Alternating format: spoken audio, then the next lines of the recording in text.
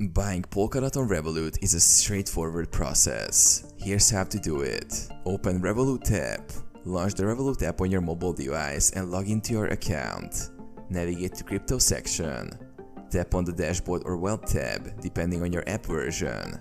Select the Cryptocurrency section to view available crypto assets. Select Polkadot. In the list of cryptocurrencies, find and tap on Polkadot to access its trading page. Initiate buy order. On the Polkadot trading page, tap on the Buy button. This will open the buy interface where you can specify the amount of DOT you wish to purchase. Specify amount.